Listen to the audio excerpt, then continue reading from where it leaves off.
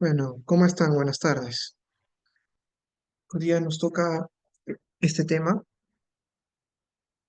Ustedes ya han podido ver de alguna forma en las clases anteriores, específicamente en la clase de esquizofrenia, de qué se trata la psicosis, ¿no? Vamos a recordar de manera breve en la siguiente diapositiva lo que es, pero aquí trata de aludir a dos trastornos que son muy importantes y que complementan pues el espectro psicótico de lo que son denominadas en conjunto psicosis endógenas, psicosis de origen psiquiátrico.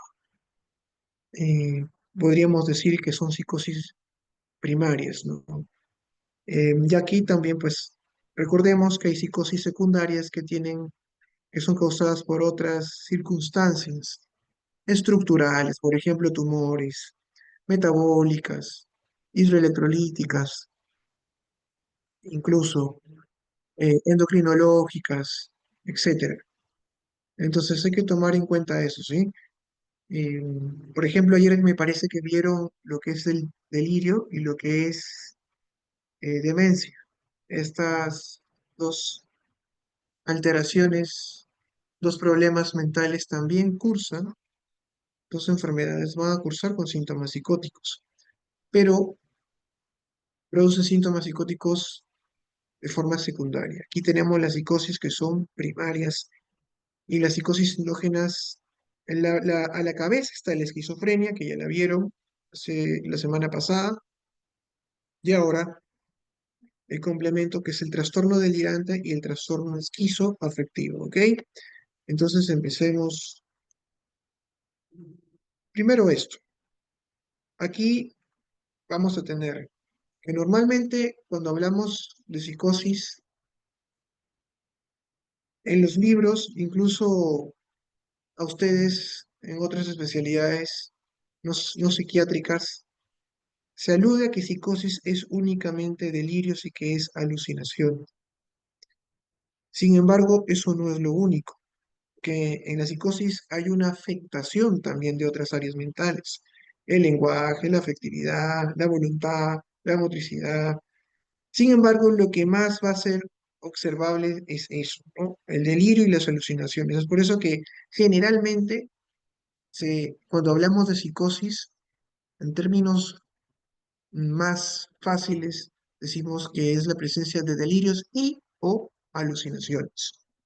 Sin embargo, tomar en cuenta de que eso es la punta del iceberg y pues hay una serie de características que también presenta la psicosis, porque la psicosis en sí pues es una pérdida de contacto en la realidad y eso va a involucrar la afectación de varias funciones mentales, siendo el pensamiento con la presencia de delirios la percepción con la aparición de alucinaciones los más evidentes y los que vamos a tomar en cuenta, ¿ok? Pero va más allá de ello. Entonces, cuando nosotros hablamos de un paciente con trastorno de ideas delirantes, ustedes lo primero que tienen que pensar es que delirante viene de delirio, ¿no? Hay delirio que es una alteración del pensamiento. Entonces, lo nuclear en un paciente que tiene delirio, que tiene un delirio como núcleo de su problema, es lo que va a caracterizar el trastorno de ideas delirantes, eh, que, en- que antaño se le llamaba paranoia, por eso es que también se los pongo entre paréntesis. Trastorno delirante crónico también le llaman, es variable, pero bueno. En cuanto a la epidemiología, como pueden ver, aquí importante rescatar de que suele aparecer en la tercera década de la vida, ¿ok? A diferencia de otros problemas. Ya les comentaron que la esquizofrenia aparece en la segunda década, el trastorno el delirante generalmente va a aparecer en la tercera década de la vida, y siendo el periodo más frecuente entre los 35 y 45 años. Va a ser más frecuente en mujeres, el inicio suele ser agudo, no como la esquizofrenia, ¿no? Que les han enseñado que va comenzando de a pocos, incluso puede tener síntomas premórbidos, a veces algunos de ellos depresivos, y luego ya van apareciendo los síntomas psicóticos per se, pero no, el trastorno delirante no suele ser así. Por el contrario, el inicio es agudo, súbito en ocasiones, excepcionalmente gradual, ¿no? No hay una regla general, pero esa es la tendencia, ¿no? Em, y bueno, el trastorno delirante, como ustedes entenderán, reitero que viene de delirio. Los delirios son varios, ¿no? O sea, el paciente que tiene trastorno delirante tiene una idea, un delirante tiene un delirio, y este delirio puede ser el que se imagine. Sin embargo, hay subtipos bien delimitados que ya los vamos a señalar de aquí, lo vamos a repasar de aquí. Como ven, su prevalencia no es muy grande, es pobre, es pocas, menor del 1%, de hecho, muy poca, pero sí es posible encontrar este tipo de pacientes. Eh, Característica de estos pacientes que tienen como factores de riesgo, que hay un antecedente familiar de personalidad paranoide. Incluso muchos de estos pacientes tienen como antecedente características paranoides en su personalidad. Recordemos que hay un trastorno de personalidad paranoide. Hay limitaciones sensoriales, ceguera, sordera. También esos pueden ser factores de riesgo para que se presente pues, este diagnóstico. Y bueno, en cuanto al sexo, generalmente es en el sexo femenino. Entonces, ¿qué es lo característico del delirio? El delirio, idea delirante, como quieran llamarlo, ya sabemos cuáles son las características. Aquí yo no pretendo repasar lo que ya hicieron en psicopatología del pensamiento. Simplemente que fenomenológicamente hablando, el delirio en el trastorno delirante tiene las siguientes características, que es fijo como todo delirio, que es inquebrantable, pero no suele ser extraño. Ustedes ya cuando han visto esquizofrenia, sí les habrán comentado pues que hay una desorganización en la estructura de su pensamiento, incluso que les hacen tener ideas bastante extrañas, atípicas, incoherentes y muchas veces imposibles, ¿no? Yo puedo decir, mm, por ejemplo, podría decir, ¿no? Que soy un millonario, pero en el fondo yo sé que no soy millonario. Vamos avanzando en la convicción. Tengo la convicción de que soy millonario porque de repente pues tengo en mi cuenta, no sé qué les digo, 800 soles y ya me siento pues un millonario y no lo es así, ¿no? Pero alguien viene, me refuta y pues entiendo que yo estoy equivocado. Cuando ya es un delirio, entendíamos que la convicción es irrefutable, inquebrantable, ¿no? No se puede romper. Sin embargo, el que yo pueda ser millonario sí es una posibilidad, ¿no? Usted, yo, cualquiera de ustedes podría ser millonario en algún momento, pero en este momento no lo son, salvo excepciones. Entonces, en el paciente esquizofrénico puede decir que ahorita, pues, acaba de hablar con 5 demonios, o que se puede convertir en un perro, ¿no? Tiene esa idea. Estas son cosas que ni son posibles, ni están dentro de su contexto sociocultural, simplemente no se pueden dar, están completamente fuera de la realidad. Y no solamente la realidad, sino que son imposibles. En cambio, en el paciente con trastorno de ideas delirantes, se pueden presentar delirios, por ejemplo, que lo están persiguiendo, como el delirio persecutorio, y eso es posible. Algunos alguna vez nos pueden haber perseguido mientras jugábamos, o no sé, nuestros familiares. Eso es una posibilidad, dependiendo de la situación, de la circunstancia, del contexto, ¿no? Son creíbles estos delirios. Pero otra característica es que están bien estructurados. El paciente que tiene un delirio de este problema lo sustenta adecuadamente. Me están persiguiendo porque yo caminé por la vereda y él me quedó mirando. Después volteé y él pasó en una moto, pero también había otro carro que era de color blanco, igual que la moto. Entonces me están siguiendo y todos los carros blancos e incluso las bicicletas que son de blanco me están siguiendo. ¿Y por qué será? Porque quieren colorear de blanco sus automóviles, sus motos, para pasar solapas, ¿no? De que en realidad el blanco es paz, pero en realidad no es así. Quieren camuflarse para hacerme daño, ¿no? Entonces, el paciente con trastorno de ideas delirantes va estructurando y va sistematizando su delirio. No es algo así bizarro, ¿no? Como el paciente esquizofrénico, que dice, yo hablo con Dios, ya, dices, hablas con Dios, es decir, oras a Dios, no, yo hablo con Dios. ¿Y por qué? ¿Cómo? ¿Cuándo? No, simplemente hablo con Dios, no te dice más.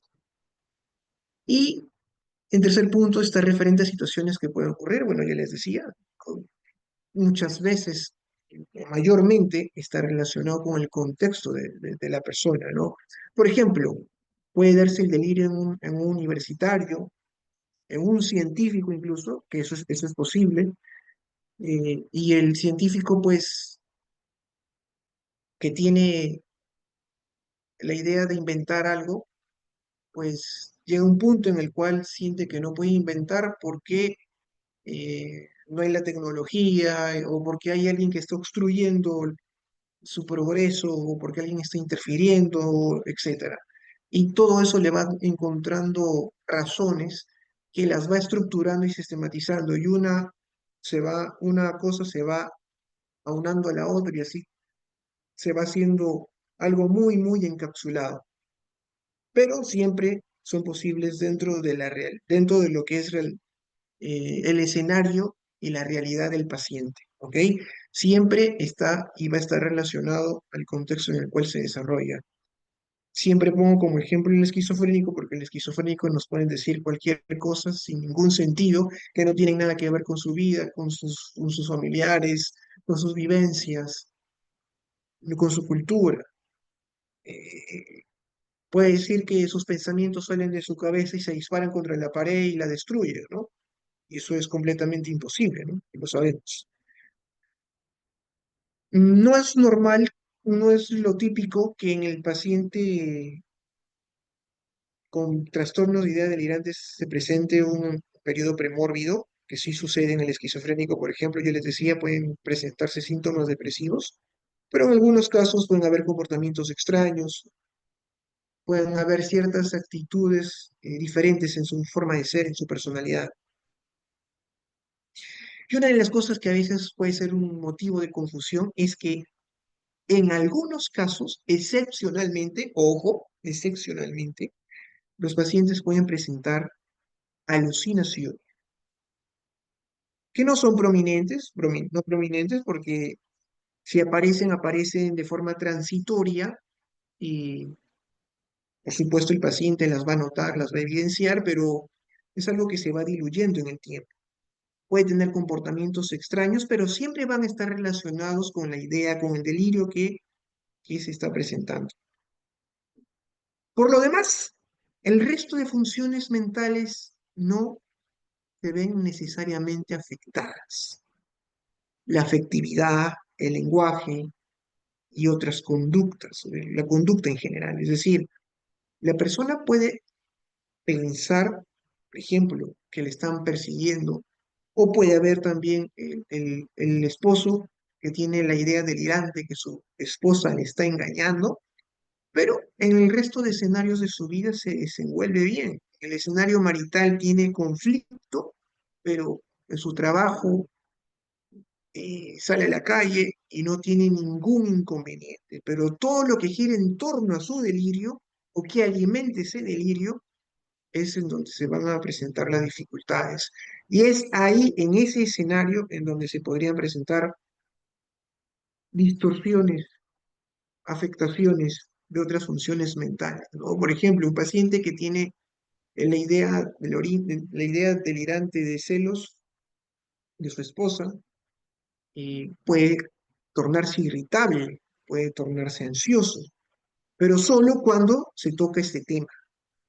Puede tener un lenguaje altisonante y puede inclusive tener una conducta agresiva contra la esposa, pero solo con la esposa, no en otros escenarios, ¿ok? Y por supuesto se pueden presentar alucinaciones olfatorias, táctiles, de otro tipo, pero no es lo prominente, vuelvo a reiterar. Lo crucial en el paciente con trastorno de ideas delirantes es su delirio, nada más. Y lo demás, por supuesto, el resto de funciones mentales se puede afectar solo si se relacionan con la temática del delirio. Bueno, esto ya lo hemos visto. Aquí, aquí tenemos el curso, importante. Mm, importante siempre comparar, ¿no? En la esquizofrenia, el curso que tiene generalmente es crónico. Eh, en el paciente con trastorno delirante no necesariamente es así, porque hay un tercio de los casos en donde va a haber remisión, ¿no? Remisión significa que desaparecen más del 50% de los síntomas. Y incluso pueden haber remisiones totales en donde los síntomas casi han desaparecido. ¿Ok? Entonces, no obstante, en dos tercios de los casos sí se puede cronificar. Es decir, cuando aparece, el trastorno de delirantes puede tener un curso periódico, episódico, aparecen en algún momento de la vida y pueden remitir en en un tercio de los casos, pero los otros van a cronificarse y estar el resto de la vida. Y a pesar de que es una psicosis, que hay una alteración del pensamiento, que es el delirio, el funcionamiento global no se ve tan comprometido. Lo que les decía, el esposo celoso, con delirio de celos, celotipia se le llama, tiene el problema solo cuando está en su casa, cuando ve a su esposa, o con cosas que se relacionen a ese delirio de su esposa, vinculados a su esposa, amigos de su esposa, amigas de su esposa, etc. Pero cuando está en su trabajo, es de mil maravillas, ayuda, contribuye, colaborador, todo. Y bueno, como aquí lo dice, cuando hay diferentes tipos de delirios, como les decía, diferentes formas del trastorno delirante, pero en el que es de celos y la erotomanía, la posibilidad de afectación a otras personas es mayor, ¿no? Por ejemplo, un delirio persecutorio, ¿no? El paciente puede tener la idea de que lo están persiguiendo, de que le quieren hacer daño, pero pues bueno, todo está en la mente del paciente, el paciente lo vive para sí mismo, pero cuando piensa que su esposa le está engañando o piensa que otra persona se ha enamorado de él o que le está mandando indirectas, puede haber un compromiso de esa persona, de la esposa, incluso llegando pues a la agresividad o hasta conductas incluso homicidas, para tenerlo en cuenta. Entonces, si bien es cierto, les decía, los delirios pueden ser diversos, estos son los más frecuentes, lo que nos describe la literatura. El persecutorio, el celotípico, el erotomaníaco, el de grandeza y el somático. ¿Ok? Su mismo nombre ya de alguna forma nos dice de qué se trata, ¿no? El persecutorio, que lo persiguen, que conspiran contra él, que quieren hacerle daño, que lo engañan, siempre recordando de que esta idea delirante, este delirio, va utilizando diferentes argumentos para sostener esa idea de donde partió.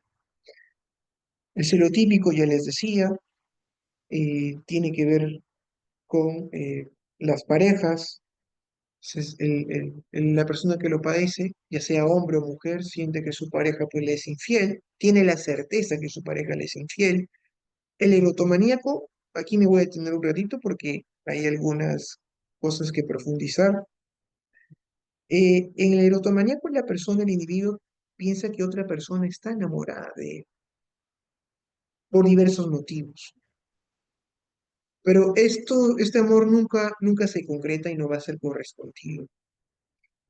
Entonces, como este amor no es correspondido, a pesar de que el paciente, el individuo, siente que realmente la otra persona lo quiere, puede dar lugar a situaciones de acoso, de agresión, y pues les decía, en casos extremos, hasta crímenes.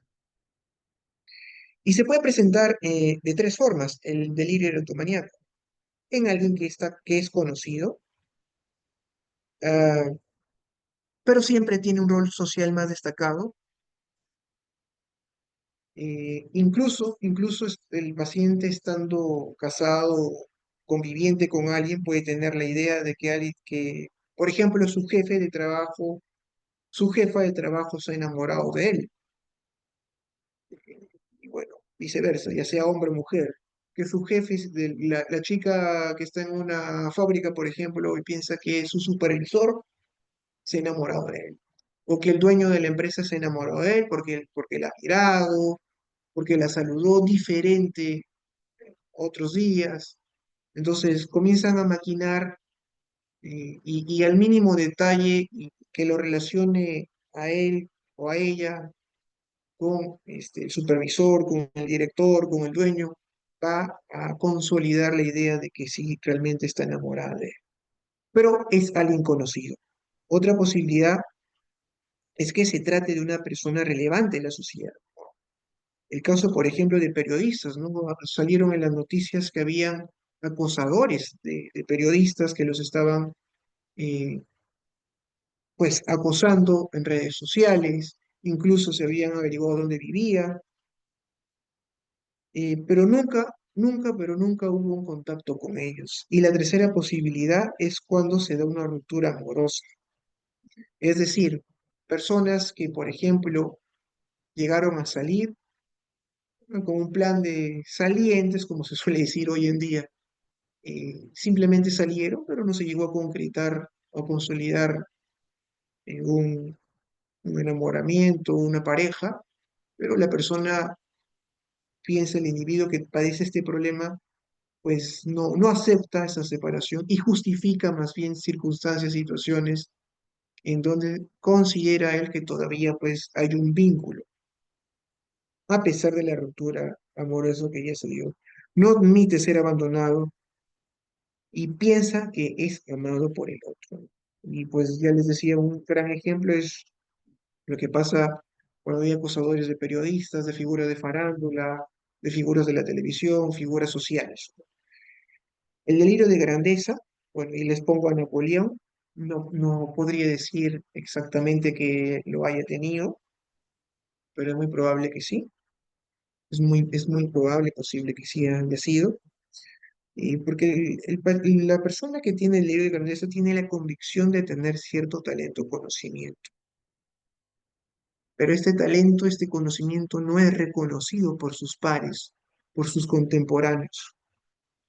Y piensa que ha hecho un descubrimiento importante y también se cree que es superior a los demás.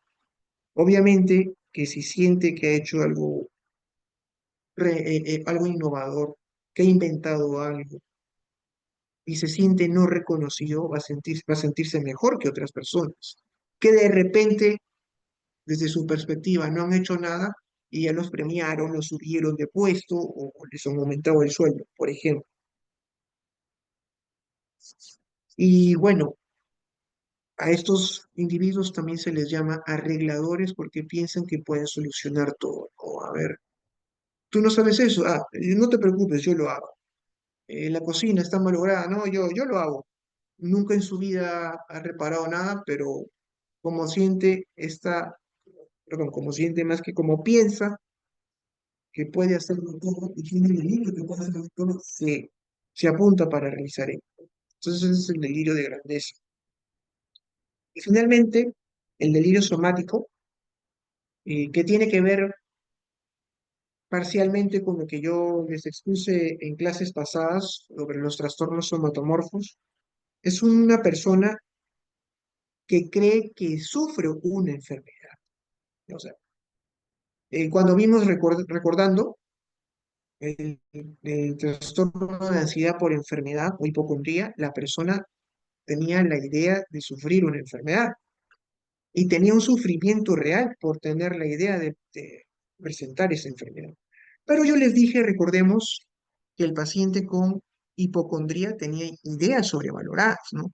La convicción era grande, emotiva, tenía un gran componente emocional, incluso angustiante, pero no necesariamente el paciente eh, tenía una idea inquebrantable, una idea que no pudiera refutarse. Al paciente con hipocondría se le hacen los exámenes correspondientes y de forma transitoria piensa pues que pues estaba en un error. Puede dar su brazo a torcer transitoriamente, pero después le va a encontrar explicación y va a decir, no, me han hecho tomografía, pero no, de verdad yo sí tengo este problema en el cerebro, yo sí tengo Alzheimer, ¿no? Porque ya no me está funcionando bien a mejor. Pero no, en el paciente con delirio somático está convencido de que tiene la enfermedad y nada ni nadie va a refutar eso que cree. Por ejemplo, está el paciente que piensa que tiene que su cuerpo expide mal olor, su aliento, eh, o su cuerpo, o que percibe que hay alguna deformidad en alguna región de su cuerpo. Eh, por ejemplo, el trastorno dismórfico corporal, no sé si ya lo habrán hecho, constaba de eso, ¿no? De que alguna parte de su cuerpo estaba deforme, por ejemplo, el rostro, la nariz, no sé, los pómulos estaban alterados, pero siempre seguía siendo pues una idea sobrevalorada, de repente incluso hasta obsesivoide, pero no llegaba a tener el grado de un delirio, ¿no? Aquí la persona sí está convencida de que alguna parte de su cuerpo está deforme.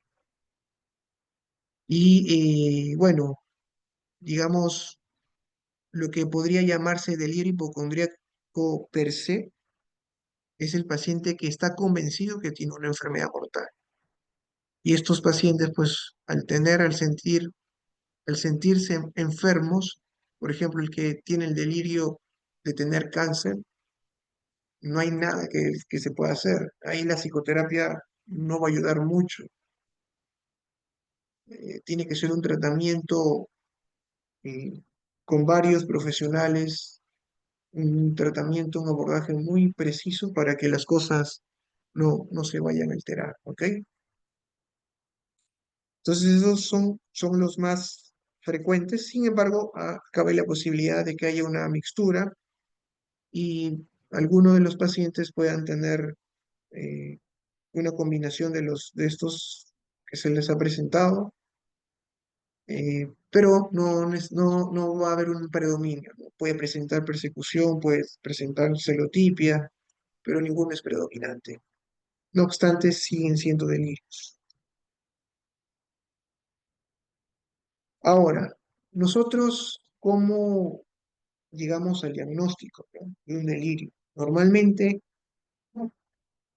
lo que nosotros hacemos en primera instancia es saber de que hay una psicosis, ¿no? Vamos a identificar el trastorno delirante, identificando primero y describiendo al paciente como psicótico. Las manifestaciones comunes de la psicosis son las que podemos apreciar ahí. En el caso, pues, del trastorno delirante, entenderíamos que lo crucial es la alteración del pensamiento, ¿no? La convicción de la creencia, en este caso, creencia falsa que tiene. Y una vez que hemos detectado esta alteración, habría que descartar en primera instancia los problemas físicos que podrían condicionar la aparición de este problema. Pues que podrían ser, ¿qué cosas? Una enfermedad física, una infección, alteraciones metabólicas, efectos secundarios de una medicación, pero podrían también ser otros trastornos mentales que hasta el momento ustedes ya han visto, ya les decía, podría ser un delirio, ahí imagino que ya les dijeron cuáles son las diferencias, ¿no? Delirium es un síndrome, el delirio es un síntoma que puede presentar un paciente, el delirio de hecho puede presentar un delirio, no son exactamente las mismas cosas, ¿no? Entonces, el paciente, como segundo punto, tendríamos que descartar otros problemas psiquiátricos que determinan esta posibilidad, como la demencia, como una depresión, un trastorno afectivo puede presentar la presencia de síntomas psicóticos y delirios. Por ejemplo, el paciente con depresión tiene delirios de minusvalía, de inutilidad, está convencido que es un inútil, está convencido que no vale nada. Y se puede dar incluso un síndrome de Cotard, ¿no? Que ustedes ya lo han estudiado. Pero también puede ser que sea consecuencia de la intoxicación por drogas, ¿no? O la abstinencia de una droga. En el caso, pues, de un paciente que tiene este tipo de problemas, habrá que explorar también esto.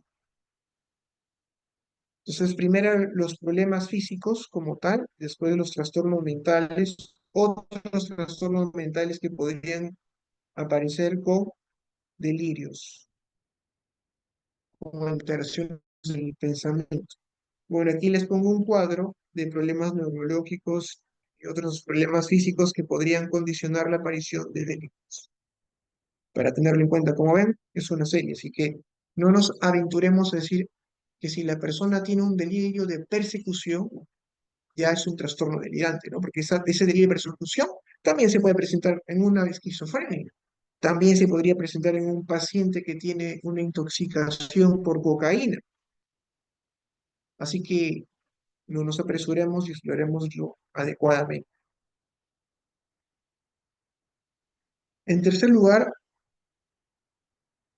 habría que explorar un poco más los problemas afectivos, ya que si el paciente presenta síntomas maníacos, pues podría tratarse de un trastorno bipolar.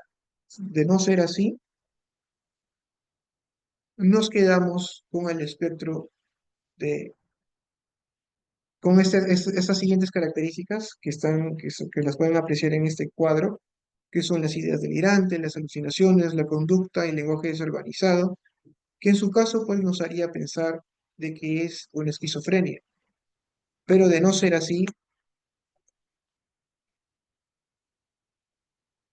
y presenta principalmente delirios como quinto punto, pues podríamos hacer ya considerar la posibilidad de que es un trastorno delirante.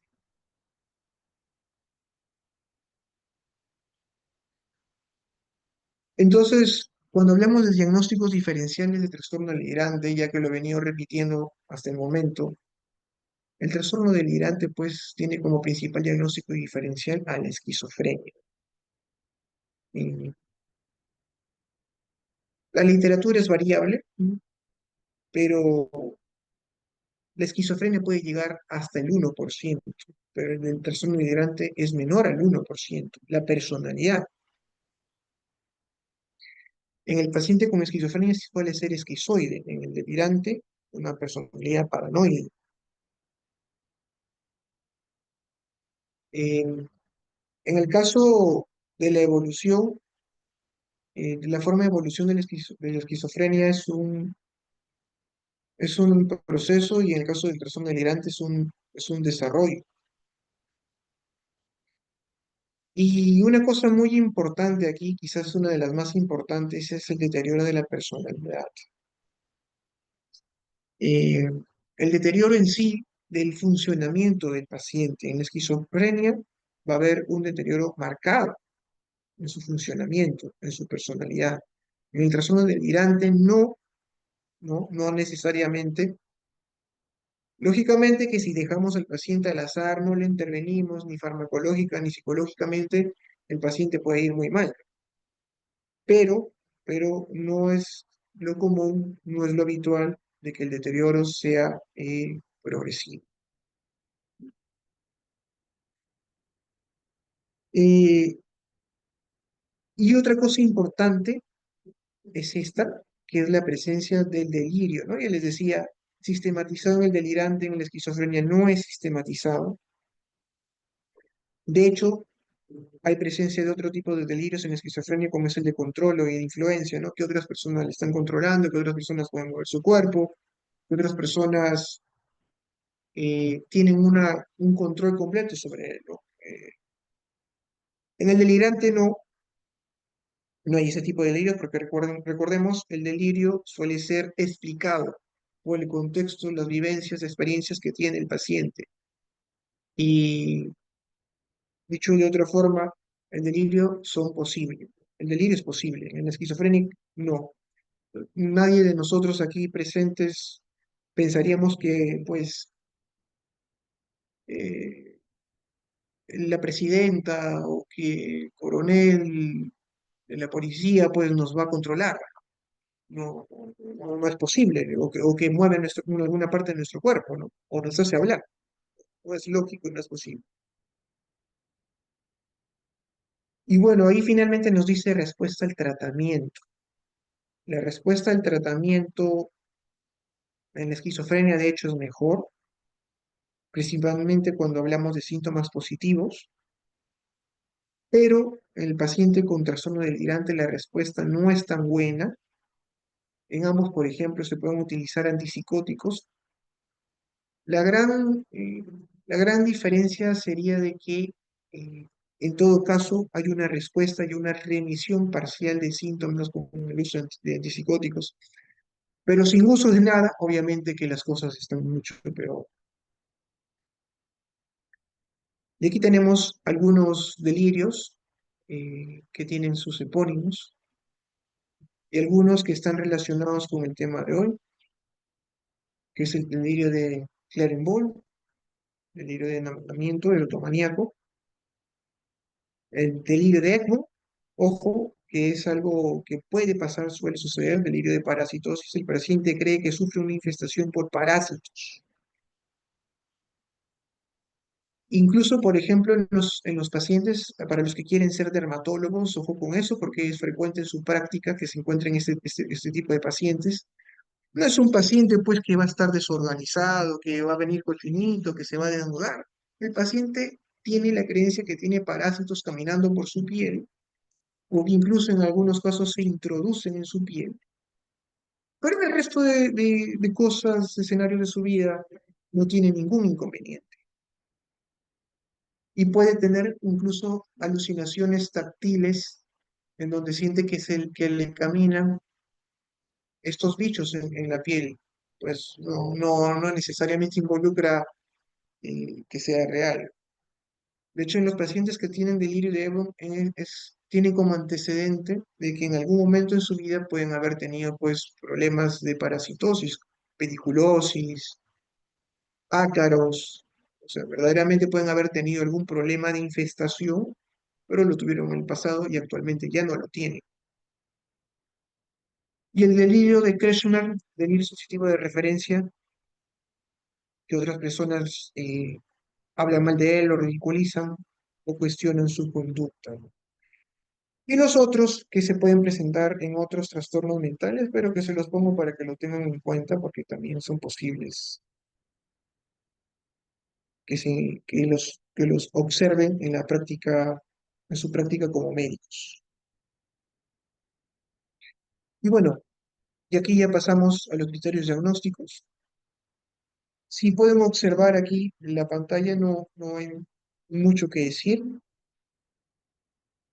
Básicamente es la presencia de uno o más delirios. Generalmente es uno, pueden haber dos, pueden haber más, no hay predominio de ninguno de los que puedan, de los dos o tres que puedan presentarse, pero todos son delirios y todos tienen una explicación sistematizada y a veces se vinculan unos con otros. Pero, por ejemplo, aquí nos dice que no debe cumplir con los criterios de esquizofrenia, ¿no? La esquizofrenia tiene esos criterios que ya los han estudiado, pero ya hemos visto que hay varias diferencias que nos van a permitir delimitar mejor el trastorno delirante, como que no hay desorganización en la conducta, en el lenguaje, como que el delirio pues, que presentan los pacientes con trastorno delirante no es extraño, no es incoherente, no es atípico, eh, pues no es un delirio sistematizado, la esquizofrenia no es sistematizado, es bastante bizarro, simple, diríamos simplón. Y pues el funcionamiento, les decía antes, no va a estar alterado. Si hay presencia de alteraciones afectivas, estas no van a ser predominantes o son transitorias, porque si no, pues podríamos confundirlo con un franco episodio de depresión o de manía o hipomanía. Y finalmente, el último criterio tiene que ver con alteraciones físicas, ¿no? Que ya les he dicho, es lo primerito que se tiene que descartar. Y bueno, este es según el CIE-11, en realidad, básicamente lo mismo. Y se los pongo también para que los tengan en cuenta, que nos agrega también el problema de drogas, así que pueden leerlo. La gran diferencia es que aquí nos dice al menos 3 meses de presencia de delirio, mientras que aquí nos decía solo desde un mes. Desde un mes en adelante, el CID-11 tiene que ser 3 meses, al menos 3 meses. Esa sería la gran diferencia, además no tiene variaciones. En cuanto al tratamiento del trastorno de ideas delirantes, ¿qué nos dicen las guías de práctica clínica? El uso de antipsicóticos es lo primordial. De todos los antipsicóticos, de las dos clases, perdón, de antipsicóticos, los antipsicóticos de segunda generación o atípicos, bioral, pero como estos pacientes, y en especial los persecutorios, los de delirios de persecución, pueden tener pues la idea de que están confabulando contra él, de que quieren hacerle daño. En algunos casos se puede optar por la opción inyectable de depósito. Por ejemplo, en el Perú tenemos decanoato, haloperidol, flufenacina, paliperidona, que nos pueden ayudar a mejorar los síntomas. Y vamos a observar durante un mes cómo le va al paciente. Si no funciona, podemos rotar a otro antipsicótico de segunda generación. Por ejemplo, podemos empezar con risperidona. Si este no funciona, vamos a olanzapina después de un mes de tratamiento. Pero si después de 2 meses ya no funcionara esta segunda rotación, esta rotación, perdón, entonces lo que nos recomiendan es hacer el dosaje del medicamento, porque es posible que se trate, pues, de alguna alteración polimórfica, ¿no? O, por ejemplo, farmacogenética de las enzimas que metabolizan al medicamento, y eso podría producir, pues, alteraciones en sus concentraciones, ¿no? Y pues no producir el efecto concerniente. En cuanto a la clozapina, que como ustedes también ya habrán visto en su clase de esquizofrenia, la clozapina se utiliza para los síntomas refractarios, ¿no? Y siempre se va a poner como comparación a la esquizofrenia, porque la esquizofrenia pues es el prototipo de la psicosis. Sin embargo, aunque el esquema y digamos, el protocolo de acción, de intervención farmacológico en el paciente con esquizofrenia nos dice que la última línea es la clozapina cuando todo ha fallado, no quiere decir que en el resto de problemas psicóticos también sea así, ¿no? ¿Cuándo vamos a utilizar clozapina en el paciente con trastorno delirante? Cuando este paciente tiene síntomas depresivos, tiene depresión o tiene un alto riesgo de suicidio. Ojo, ojo. No es que ha funcionado el segundo esquema y ya. Generalmente sí van a responder al segundo esquema, ¿ok? Esa es la tendencia. Y cuando les dije responder, no les estoy diciendo que desaparecen los síntomas. Los síntomas que tiene el paciente, por ejemplo, el paciente celoso, que tiene celotipia, le podemos dar risperidona o cualquier antipsicótico y la convicción sobre esos celos puede disminuir, es decir, del grado, de un grado 10 vamos a cuantificarlo, disminuye un grado 7 6 5 pero no necesariamente va a desaparecer. Sin embargo, eso hace más controlable las cosas y ahí es donde podemos de repente recurrir a las intervenciones psicológicas que van a complementar pues el tratamiento. Y pues en algunos casos se va a requerir mantener el tratamiento antipsicótico de forma permanente. Después, la hospitalización. ¿Va a ser necesario? Pues, pues sí. Si el paciente no controla sus impulsos suicidas, eh, habíamos visto el paciente, por ejemplo, y- con delirio persecutorio, que está desesperado, angustiado porque ya piensa que todo su vecindario le está persiguiendo y siente que no hay escapatoria a los que le están persiguiendo. Puede llegar un momento en que piensa pues en matarse porque ya no hay solución. También el paciente con celotipia, pues que quería demasiado a su esposa y pues no tolera tener la idea de que le ha engañado y que pues de repente le engañó con su vecino, no sé, digo yo. O tienen pues impulsos homicidas, ¿no? En algunas ocasiones estos pacientes van a acudir al médico, a los psiquiatras diciendo, por ejemplo, el esposo celoso, tengo la idea y el deseo de matar a mi esposa porque pues yo no puedo tolerar, me sigue engañando esto y lo otro, etcétera.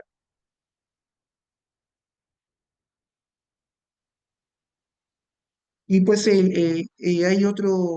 hay cosas también extremas, pues, como el delirio que piensa que lo van a envenenar y no va a querer aceptar nada, ni en restaurantes, ni en su casa, ni, y peor aún fuera de su casa. Entonces ahora pasamos a lo que es el trastorno esquizoafectivo y aquí hay que tener en cuenta algunas cosas. Al igual que el anterior, eh, la, el porcentaje en prevalencia es menor al 1%. El que sea 1% de la población no significa que sean pues 50 personas, ¿no? Recordemos el aspecto estadístico. Es una gran cantidad de personas, son millones de personas que van a estar mal si lo comparamos a nivel mundial.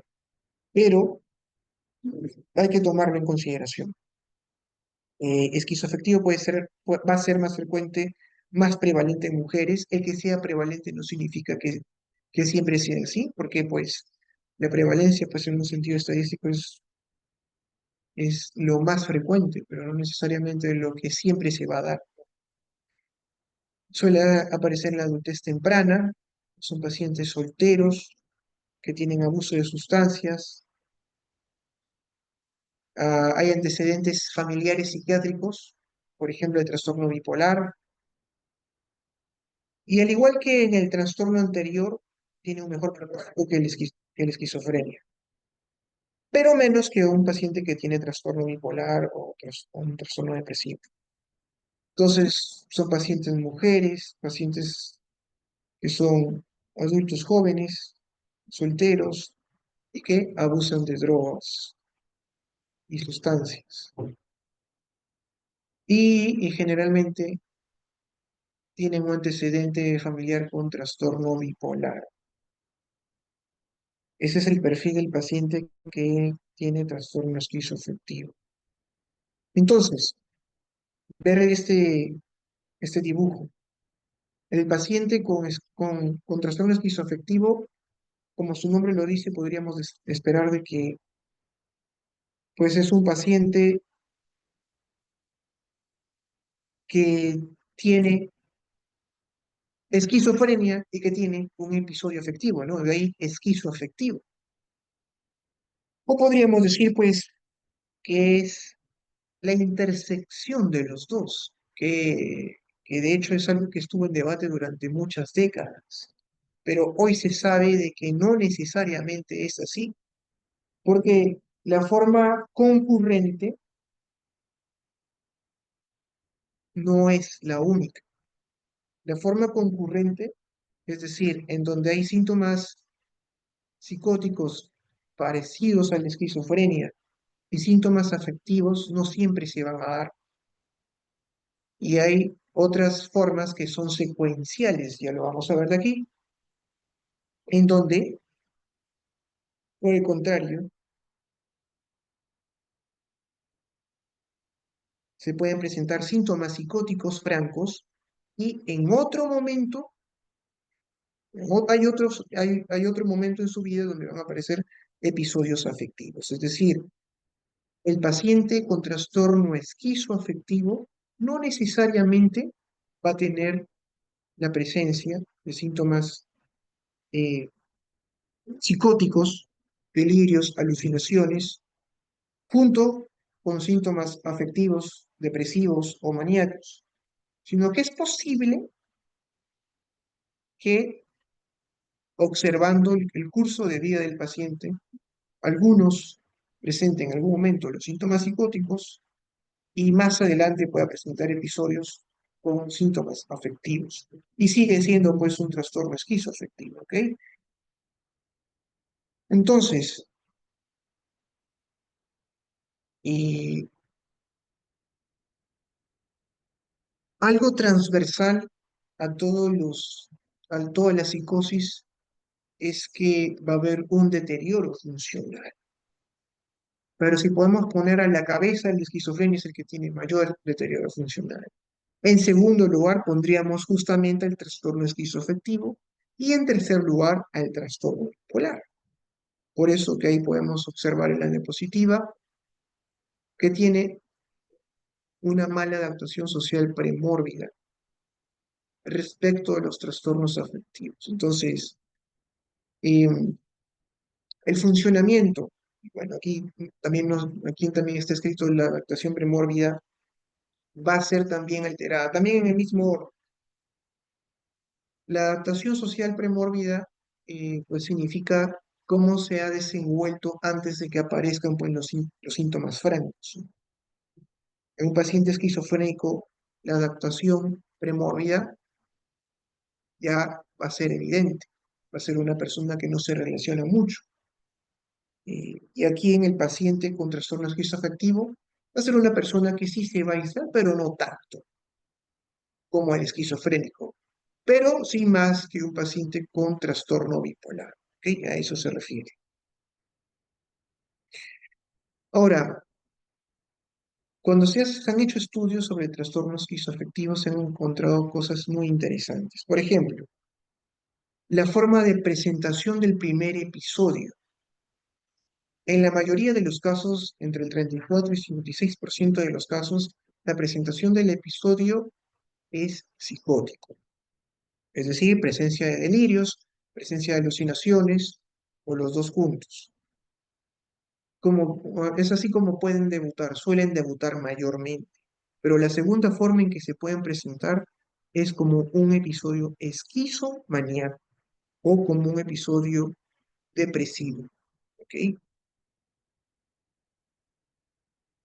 De aquí lo vamos a entender mejor, pero cuando yo me refiero a episodio, ojo, es que la forma que debuta el paciente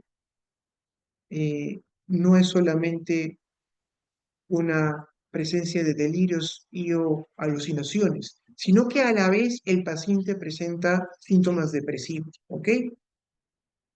O en este caso tiene delirios, alucinaciones, pero a la vez tiene síntomas maníacos. Eso es lo que sería un episodio esquizomaníaco.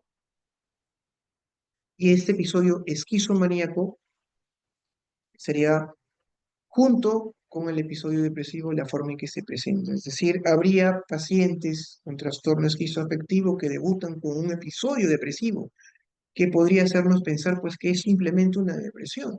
Pero cuando le vamos a hacer el seguimiento, o incluso, no necesariamente después de años, sino después de incluso semanas, pueden presentarse síntomas psicóticos que nos van a hacer pensar en ello. Em, y pues en tercer, cuarto y quinto lugar están las otras formas de presentación. Eh, Pero lo que quiero que entiendan es que, por ejemplo, si en algún momento se presentan episodios afectivos puros, va a ser necesario de que eh, el próximo episodio sea más polimorfo, es decir, sea esquizomaníaco, esquizodepresivo, y se vaya alternando de esa forma, porque obviamente que si se vuelve a repetir el episodio depresivo sigue siendo pues una depresión, ¿no? La única forma de distinguir un trastorno esquizoafectivo es que al episodio depresivo le suceda un episodio psicótico, con alucinaciones, con delirios, que sea franco. Y ese episodio va a ser predominante, prominente, y, y lo afectivo va a desaparecer. Por eso es que está escrito aquí en la diapositiva que hay dos tipos: el concurrente, que es el que nos dicen los manuales diagnósticos, y el secuencial, que es el polimorfo, que es el que se tiene que observar de forma longitudinal. Si se han dado cuenta, generalmente los manuales diagnósticos nos hablan nos hablan de realizar un diagnóstico de forma transversal, es decir, presenta síntomas afectivos en el momento que tú le estás haciendo la evaluación, pero el paciente no necesariamente en el momento que tú le estás evaluando se va a encontrar mal, más aún si la presentación que tiene el paciente es un episodio. Y como estamos viendo aquí, el trastorno afectivo diferente, a diferencia del trastorno delirante, suele ser bastante episódico. Incluso a lo largo de la vida, esos episodios no se van perdiendo, son la característica. En el trastorno delirante decíamos, son pacientes que inicialmente pueden ser periodos, uno o dos episodios de delirio, pero en el transcurso del tiempo esto se va a cronificar y ya de forma permanente presenta el delirio. Aquí no es así, aquí pueden haber episodios. Y para tenerlo más claro, vamos a ver estos gráficos.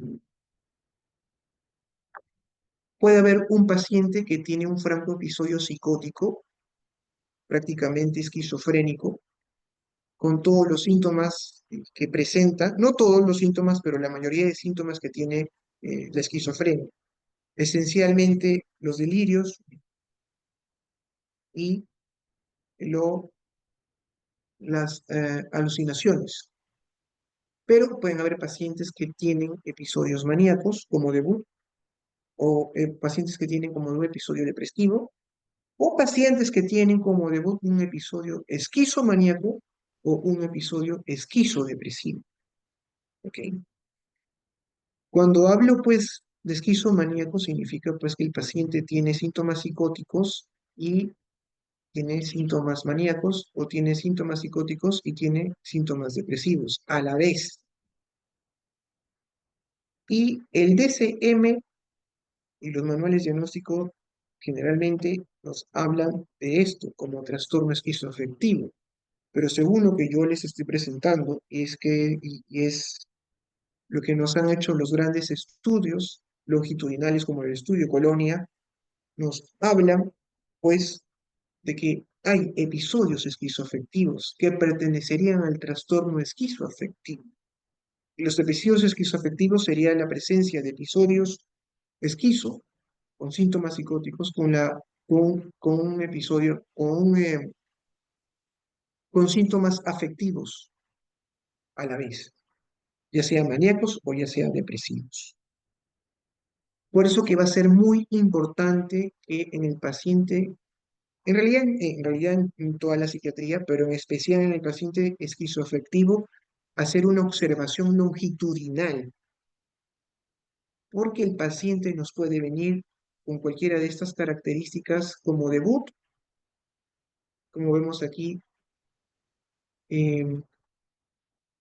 Hay algunos que nos vienen como esquizodepresivos nada más, pero hay también quienes nos pueden venir como episodios maníacos y decimos, ah, no, pues este paciente viene con una manía, este es un paciente bipolar. Y no, no necesariamente es un paciente bipolar. Podría tratarse de un paciente que tiene trastorno esquizoafectivo y puede ser que en un futuro episodio presente síntomas psicóticos francos. Y es así como se haría, pues, sería el diagnóstico de trastorno esquizoafectivo. ¿Ok? Por eso es que se habla de que hay dos tipos: el trastorno esquizoafectivo concurrente, monomorfo, es decir, solo una forma, que son las más conocidas que nos dicen los manuales diagnósticos, que son la forma esquizomaníaca o la forma esquizodepresiva, pero también está el polimorfo, que tiene varias fases, varios episodios diferentes, de diferente forma, que sería el secuencial. Es decir, ya les dije, ¿no? Su debut puede ser esquizo, un episodio esquizofrénico, y más adelante un episodio maníaco o más adelante un episodio depresivo, y pues eso lo calificaría de un trastorno esquizoafectivo también. Entonces, cuando hablamos del desarrollo, recuerdo nuevamente que estos pacientes son pacientes que tienen generalmente su presentación en la adultez temprana. Recordemos que en el trastorno delirante era entre los 35 y 45 años. En el paciente con esquizofrenia suele ser más bien en la segunda década de la vida, 15, 20 años. Y en el trastorno bipolar también suele ser más bien en la tercera década de la vida. Hay una diferencia epidemiológica que también es importante tomar en cuenta. Y pues aquí nos dicen que la presentación más frecuente es el tipo depresivo. Depresivo es decir, se refiere a esquizodepresivo. Ya les había mencionado. No confundir el debut. Debut. Una cosa es el primer episodio. El primer episodio, la forma en que suelen debutar los pacientes con trastorno esquizoafectivo es con síntomas psicóticos. ¿Ok? Y ahí puede ser secuencial o puede ser eh, concurrente, pero aquí nos está diciendo que eh, la forma de presentación concurrente más frecuente es la esquizodepresiva, ¿ya? Para tomarlo en consideración. Son cosas diferentes. Es decir, un paciente puede llegar con síntomas psicóticos y después de unas semanas hacer los síntomas depresivos y de ahí se van turnando, que aquí lo vamos a ver mejor. Por ejemplo, lo habitual y lo típico en el paciente, el patrón típico de un paciente esquizoafectivo, que generalmente es esquizodepresivo, tiene esta peculiaridad. Suele ser un paciente que debuta con síntomas psicóticos, o sea, les dice, la forma de presentación es, aparece el paciente de emergencia con alucinaciones, con delirios. Esos duran 2 meses. Al cabo de estos 2 meses, el paciente va a tener presencia de síntomas depresivos que se agregan a los síntomas psicóticos, por lo cual el paciente se va a calificar de un episodio esquizodepresivo, ¿ok? Ya no solamente son los síntomas psicóticos, no solamente las alucinaciones, no solamente la presencia de delirios, sino que va a tener un episodio en donde también se va a presentar síntomas afectivos y en este caso depresivos. O sea, el paciente va a tener depresión. Pero después de esos 3 meses, esos síntomas depresivos van diluyéndose y solo quedan los síntomas psicóticos remanentes. Y eso pues es lo que el DSM nos habla de trastorno esquizoafectivo. Por eso es que nos dice que es más frecuente el tipo depresivo. Pero según lo que yo les estoy presentando, que va más allá del DSM, y por estudios que se han hecho en las últimas décadas, eh, entendemos de que no solamente son posibles las formas concurrentes, es decir, presencia de síntomas psicóticos y síntomas afectivos a la vez, sino que pueden haber síntomas, formas secuenciales. Es decir, que primero tuvo un episodio psicótico, de aquí, en lugar de decir esquizodepresivo, podríamos decir solo episodio depresivo y pues de ahí nuevamente un episodio psicótico. Entonces, esas son las formas eh, secuenciales y en las formas secuenciales no se va a dar pues en un periodo de 6 meses total. En el periodo de 6 meses, y si bien es cierto que primero empiezan los episodios psicóticos y después viene el episodio esquizodepresivo, que es lo que va a ser el diagnóstico de trastorno esquizoafectivo, todo se está dando dentro de un mismo episodio que dura 6 meses. Pero eso no sería la secuencialidad que yo les estoy mencionando. La secuencialidad significa que ha tenido un episodio como tal, en un momento en su vida, episodio psicótico, y después, el próximo año, va a ser un episodio afectivo, o va a tener un episodio maníaco este año 2025, y el próximo año viene con un episodio con todas las características que hacen pensar en una esquizofrenia. Y ese paciente ya no lo podríamos calificar ni de bipolar ni de esquizofrénico, sino de un paciente con trastorno esquizoafectivo, ¿ok? Y esa sería la forma secuencial. De forma secuencial se presentan los episodios. Esta sería una forma concurrente que es la que nos dicen los manuales diagnósticos. Y este pequeño cuadro es importante porque nos dice cómo es el grado de deterioro y de funcionamiento. El trastorno afectivo tiene un grado de disfunción, pero no tan marcado. Eh, el trastorno afectivo con síntomas psicóticos un poco más, porque no todos los pacientes con trastorno bipolar tienen síntomas psicóticos. El trastorno esquizoafectivo un poco más y la esquizofrenia mucho más, ¿no? Y ahí está más o menos lo que yo les estaba diciendo. Entonces, cuando tenemos el DSM-5, ¿qué nos dice? Que es un periodo interrumpido de enfermedad durante el cual existe un episodio mayor del estado de ánimo.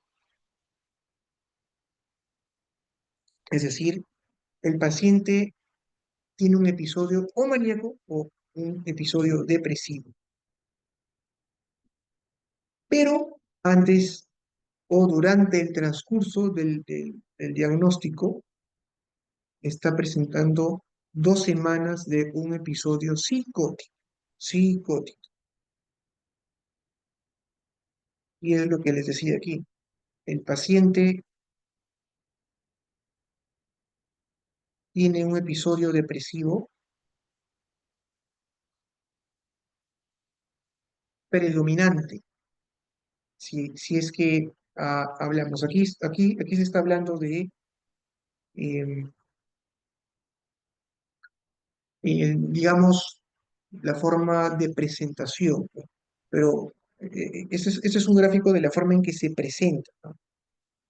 Pero si hablamos de el trastorno como tal, el paciente va a presentar em, un periodo, es un paciente que tiene un periodo afectivo, un episodio afectivo, presencia de síntomas afectivos, perdón, ya sea maníacos o ya sea depresivos, al cual en algún momento, sin la presencia de estos síntomas afectivos, le aparecen pues los síntomas psicóticos, que tienen que durar 2 o más semanas. ¿Ok?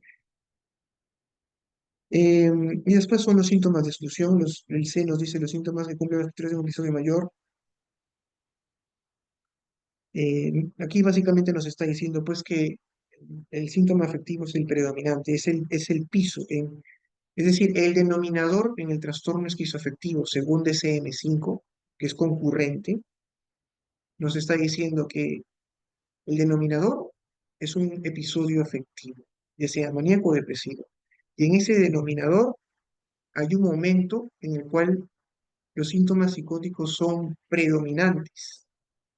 Generalmente, estos síntomas psicóticos serían previos a la aparición de los síntomas afectivos. Sin embargo, el denominador seguiría siendo los síntomas afectivos, ¿ok? Para que lo tomen en cuenta. Pero a lo largo del tiempo, estos síntomas psicóticos, que duran 2 semanas o más, eh, ya no serían los predominantes, sino más bien el episodio afectivo. Y pues, ya para ir terminando, según CIE-11, el paciente con trastorno esquizoafectivo es un paciente que tiene estos síntomas, que básicamente son de la esquizofrenia, eh, o tiene episodios depresivos con ánimo, anedonia, reducción de la energía, síntomas maníacos, habilidad, aumento de la energía, síntomas mixtos, que esa es una característica que la diferencia del DSM, que no nos habla de episodios mixtos, y pues esto es lo que se calificaría, pues, según CIE 11, de trastorno esquizoafectivo. Nuevamente sería una concurrencia, es decir, síntomas psicóticos y afectivos al mismo tiempo, pero todos tendrían en conjunto que han predominado, han persistido durante un mes, estos síntomas en conjunto. Y nos dice que son síntomas que se presentan de forma simultánea, es decir, los síntomas psicóticos y los síntomas afectivos, o con unos días de diferencia, ¿no? Que es lo que básicamente les estaba diciendo en otras diapositivas, que puede debutar con síntomas psicóticos y después se presentan los síntomas afectivos. Y pues pueden presentarse alteraciones psicomotoras, ¿no? Eso sí es algo importante porque estos pacientes pueden presentar catatonía, los síntomas catatónicos. Y hay que excluir alteraciones, afecciones médicas o sustancias psicoactivas o incluso medicamentos que pueden hacer simular síntomas afectivos o incluso síntomas psicóticos. Y aquí un cuadrito que nos hace la distinción entre las diferentes psicosis. Como ven, en la esquizofrenia y trastorno esquizoafectivo, los delirios van a estar presentes. Eh, en las psicosis afectivas, como la depresión bipolar la manía bipolar, las alucinaciones pueden estar presentes, pero no tanto como en trastorno esquizoafectivo y la esquizofrenia. Las alucinaciones visuales, más bien nos haría apuntar hacia psicosis atípicas que nos llevarían a las psicosis orgánicas, no son frecuentes en las psicosis endógenas. La desorganización del pensamiento no se va a presentar pues, en un trastorno bipolar, si se presenta es mínima, pero sí se puede presentar mucho más en la esquizofrenia, en el trastorno esquizoafectivo también se podría presentar. Aquí podríamos poner también por ahí el trastorno delirante, y en el trastorno delirante no hay una desorganización del pensamiento, ya le hemos dicho. El aplanamiento afectivo va a ser bastante evidente en la esquizofrenia, relativo en el esquizoafectivo, la pobreza del lenguaje relativo, pero predominante en la esquizofrenia, y la iniciativa, la propositividad, bastante alterada en la esquizofrenia, un poco en el esquizoafectivo, el comienzo agudo no es lo típico en la esquizofrenia, es lo típico en el trastorno delirante, es lo típico en el trastorno esquizoafectivo. Ok, y los síntomas afectivos, pues que sí están presentes. Bueno, finalmente el tratamiento suele ser farmacológico y se complementa de psicoterapia. Me había olvidado, en el trastorno delirante la psicoterapia es un complemento, nos ayuda, pero no es lo más importante, pero sí nos va a ayudar. Y aquí también es lo mismo. En primer lugar, los fármacos. Pero a diferencia, por ejemplo, de la depresión, en donde principalmente los vamos a tratar con antipsicóticos, aquí, desde el arranque, vamos a utilizar antipsicóticos y estabilizadores en ánimo. Y la psicoterapia como complemento, terapia cognitiva conductual, psicoeducación y habilidades sociales, ¿ok? Entonces, en resumen, yo sé que de repente es un poco difícil de entenderlo. El trastorno esquizoafectivo se trata de una entidad independiente de la esquizofrenia, independiente del trastorno bipolar. No necesariamente es un cruce entre los dos.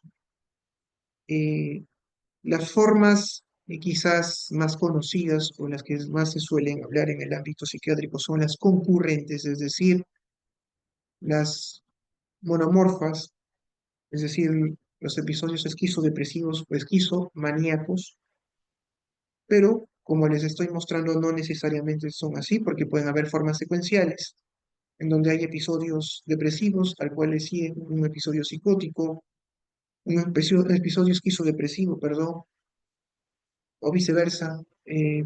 Pacientes que debutan un episodio esquizofrénico y después le siguen un episodio maníaco, y esos también tendrían que calificarse como un trastorno esquizoafectivo, ¿ok?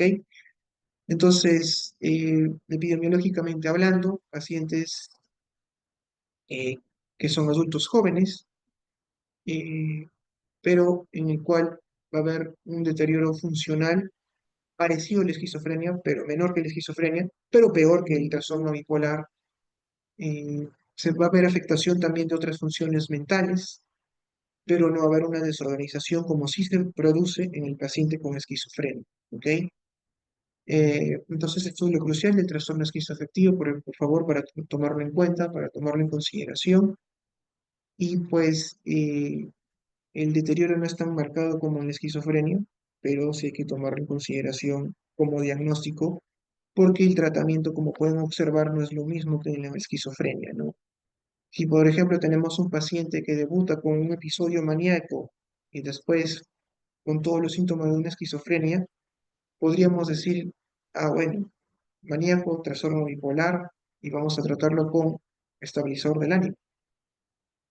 Ya no le damos antipsicótico. Recordemos que un paciente que tiene trastorno bipolar y debuta con un episodio maníaco, y pues le vamos a dar antipsicótico solamente durante un tiempo, por ejemplo, 6 meses, y de ahí ya se saca, solamente se queda con el estabilizador del ánimo. Pero un paciente con trastorno esquizoafectivo, pues no. Un paciente con trastorno esquizoafectivo va a requerir de los dos, ¿ok? Bueno, eso sería lo que tendría que decirles. No sé si tienen alguna pregunta, duda, algo que quieran comentarme.